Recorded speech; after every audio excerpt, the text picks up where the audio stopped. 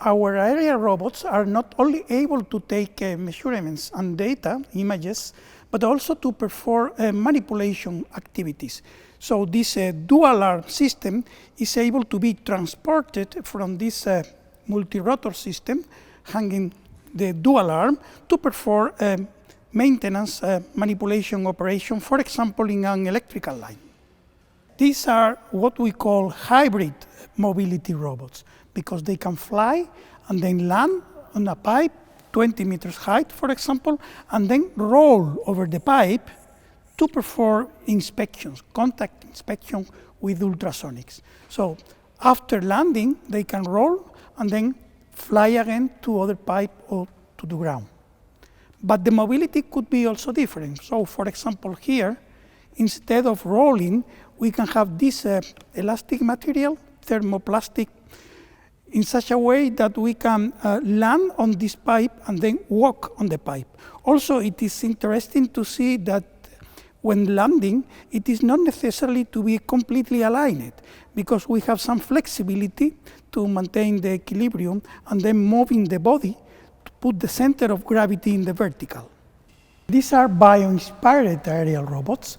They can fly without propellers, just flapping the wing and controlling with the tail.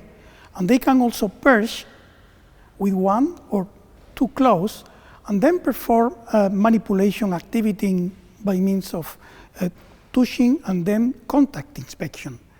And they can also fly over people because the total weight is 100 grams, so they do not pose safety concerns flying in urban environment, for example. We have already demonstrated fully autonomy. That means that positioning, obstacle detection and avoidance, and fully autonomous perching. In comparison with the drone that Anibal presented before, which has some soft tentacles below the drone, in this case, the whole drone is completely 3D printed in flexible filament. It is basically the first drone in the world which has been 3D printed completely in flexible filament. This has quite a lot of advantages. First, from the safety point of view, for interaction with humans and with the environment. And also, it has a wide range of applications, for example, for the case of perching on pipelines and, for example, tree trunks like this one. So basically, the system is actuated with soft tendons, which are on the underside of the soft arm, and which are bounded on a 3D printed reel, which is basically actuated by a servo motor. So this leads to improved efficiency and it also safety, as I mentioned before. And the main challenge of this design is the control of the drone. The control of the drone is quite challenging because the thrust is not directed in the vertical axis, and it has multiple components which change in real time.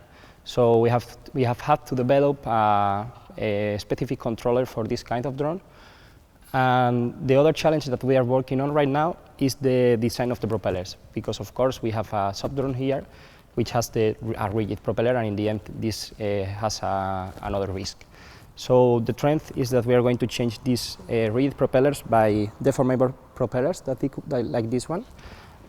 We have to perform an exhaustive aeroelastic simulations analysis to be able to improve the efficiency of this kind of propeller in comparison with the rigid one, and also to improve the time of response and of the system.